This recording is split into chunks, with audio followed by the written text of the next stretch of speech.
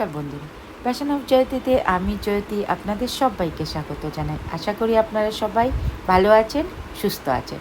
আজকে সোমবার আর আমার গাছে না আজকে প্রচুর ফুল ফুটেছে, তো গাছ ছাদ থেকে সব ফুল পেড়ে এনে মায়ের পুজো দিচ্ছিলাম। আর পুজো দিতে দিতে না আজকে ভীষণ ইচ্ছে করছিল একটু মার সঙ্গে দেখা করবো গিয়ে। তাই সকালে মাকে একবার ফোন করেছিলাম মা আছে কিনা বাড়িতে। তো মা বললো মা আছে, তবে বলিনি যে আমি যাব। তো সেইভাবেই আমি বেরিয়ে পড়লাম 12:30 নাগাদ মেয়েকে নিয়ে। তো বাড়ি পৌঁছে বেল বাজালাম, অমনি মা দরজা খুললো। মা তো মানে আশ্চর্য হয়ে গেল, মানে আমি আসবো মা ভাবতেই পারিনি। আর সত্যি কথা বলতে কি, মায়ের হাসি মুখটা দেখে না আমারও মনটা ভীষণ মানে খুশি হয়ে গেল। আমি অ্যাকচুয়ালি ভয়েসটা পড়ে দিচ্ছি, আর যখন ভিডিওতে মায়ের এই হাসিটা দেখলাম ভীষণ মনটা খুশি হয়ে গেল। তারপর গেলাম মায়ের ঘরে, গিয়ে মায়ের ঠাকুরকে একটু প্রণাম করলাম, করে তারপর মার সাথে গল্প করছি। মা আবার দাঁড়িয়ে দাঁড়িয়ে বলছে চুল কেটে নিয়েছে। চুল কেটেছে বলতে এই দেখো দেখাচ্ছে, অনেক লম্বা চুল ছিল। আর আমার ছোটো বোন মানে সিমি কী করেছে, মাকে নিয়ে গিয়ে চুলটা কাটিয়ে দিয়েছে। মা আবার বলছে দেখ আমার চুলগুলোকে কি ছোটো করে কেটে নিয়েছে। এই দেখো চুলটা সত্যি অনেক ছোটো করে নিয়েছে চুলটা। আর আমি আসছি দেখে সঙ্গে সঙ্গে মা ফ্রিজ থেকে মাছ বের করে, কারণ যেহেতু বলে আসিনি তো, আর মা সেরকম রান্না করবে ভাবিও নি, তো ইলিশ মাছ দিয়েছে। আচ্ছা, আরেকটা কথা বলি, মা কিন্তু আমার ছোটো বোনের কাছে থাকে। অ্যাকচুয়ালি আমার বাবা চলে যাওয়ার পর মাকে আমরা একা রাখিনি। তো আমরা 3 বোনই তখন ডিসাইড করে নিলাম যে মাকে আমাদের কাছে এনে রাখবো। তো এই হচ্ছে গিয়ে আমার মায়ের ঠাকুর। মা যেখানে পুজো দেয়, আমার বাড়িতেও মা আরাধ্যা মা আছে, ওই মাই আমার ছোটো বোনের বাড়িতেও আছে, মেজো বোনের বাড়িতেও আছে। আর এই হচ্ছে গিয়ে মায়ের গুরুদেব। আর আমার পাশে বাবার ফটো মা রেখেছে। তো যেটা বলছিলাম, এটা হচ্ছে আমার ছোটো বোনের বাড়ি, যেখানে মা থাকে। অ্যাকচুয়ালি বাবা চলে যাওয়ার পর আমরা 3 বোনই যখন ডিসাইড করেছিলাম মাকে আমাদের কাছে নিয়ে চলে আসব, তো তখন ছোটো বোন বলেছিল মা আমার মানে ওর কাছেই থাকবে, মানে সিমির কাছেই ছোটো বোন থাকবে। তো আমরা সেরকম আপত্তি করিনি, কারণ ও ছোটোবেলা থেকেই মার খুব কাছের, মানে মা ছাড়া ও কিছু ভাবতে পারে না। তো যেহেতু সবার ছোটো, তবে মা ওর কাছে থাকে, আমাদের কাছেও আসে। তো এই হচ্ছে আমার ছোটো বোনের বাড়ি, এটা হচ্ছে ওর ড্রয়িং কাম ডাইনিং রুম। আর সত্যি বলতে কি, মাকে ও মাথার উপরে করে রাখে, এত যত্ন করে ও মায়ের। মানে আমার ছোটো বোনের বর মানে দীপায়ন, ও খুব ভালো। আমার মেজো বোনের বর, মেজো বোন, মানে আমাদের মার কাছে 3 জামাই 3 ছেলের মতো। আর এখানে আমার মাকে খুব যত্নে রাখে। আর আমরা আসছি শুনে আমার ছোটো বোনকেও আমি ফোন করিনি, সিমকেও ফোন করিনি। আর এই হচ্ছে আমার ছোটো বোনের ঘর। তো আমি যেটা বলছিলাম, মাকে ফোন না করেই এসেছিলাম। তো যেখানে সিমিকে পরে ফোন করে বললাম আমি তোর বাড়িতে এসেছি, ও তো খুব খুশি।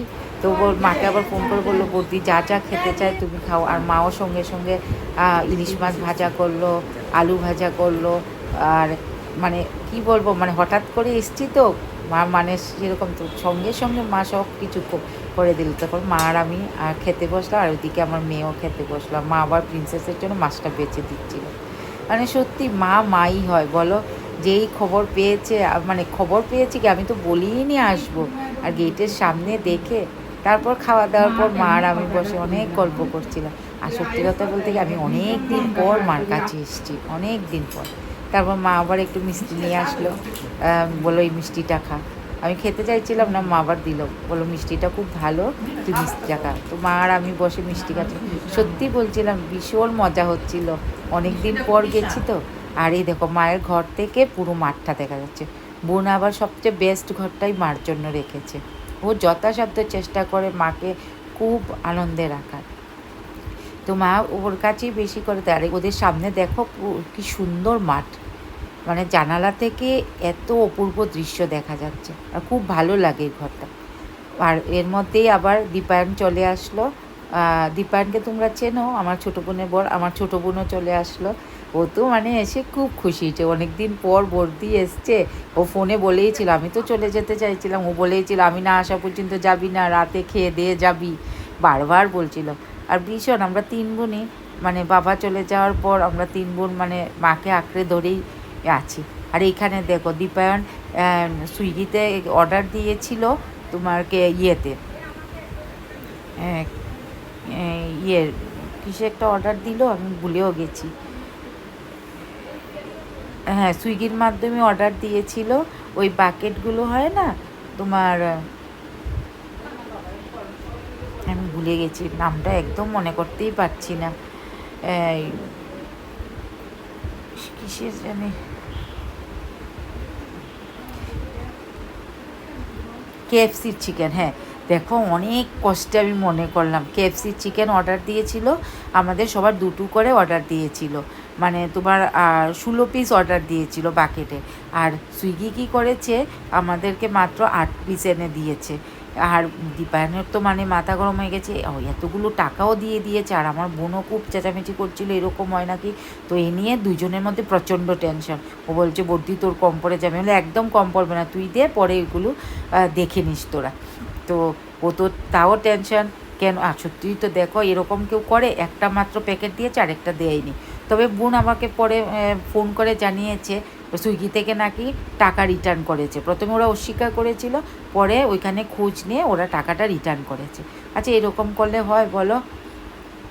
কত শখ করে ওরা খাবার দাবার অর্ডার দিয়েছে, আর তার মধ্যে একটা প্যাকেট পাঠিয়েছে আর একটা প্যাকেট পাঠায়নি।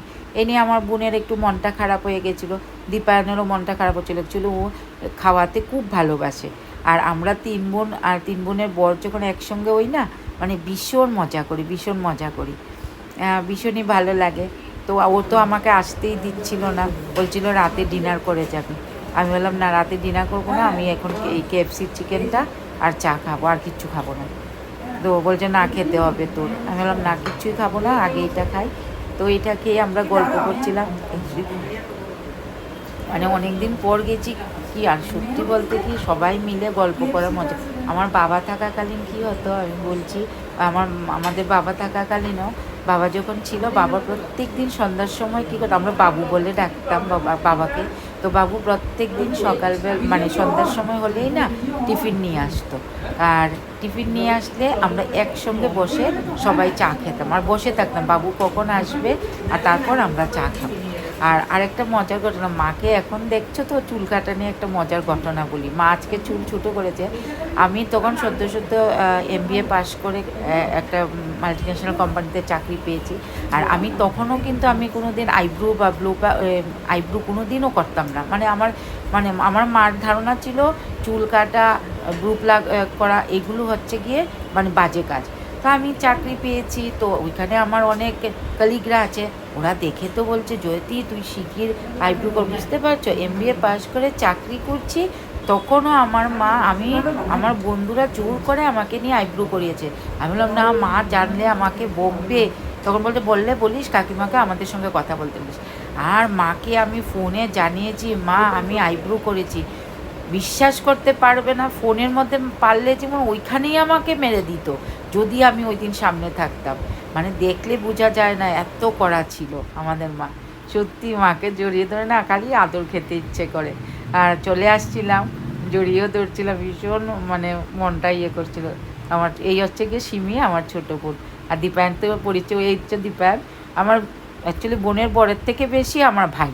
আমার 2 বোনের বরেই, মানে আমার ছোটো ভাইয়ের মতো। আর ওরাও আমাকে, আমার বরকে ভীষণ ভালোবাসে। আর আমার বর তো আমার 2 বোনের কাছে দাদা, আমার থেকেও বেশি হচ্ছে গিয়ে মানে শুভদা। যাই হোক, মানে এই আমরা চলে আসছি। আর মা দেখো দাঁড়িয়ে আছে, মা আর সিমি মানে আমার ছোটো বোন, ওই যতক্ষণ না আসবো এইভাবে দাঁড়িয়ে হাত নাড়তে থাকবে। ভীষণই খারাপ লাগছিল। আর বারবার বলছিল আরেকদিন কিন্তু আসবি। আমি বললাম আসবো। তো বন্ধুরা, আজকের ভিডিওটা কেমন লাগলো প্লিজ একটু কমেন্টস করে জানিও।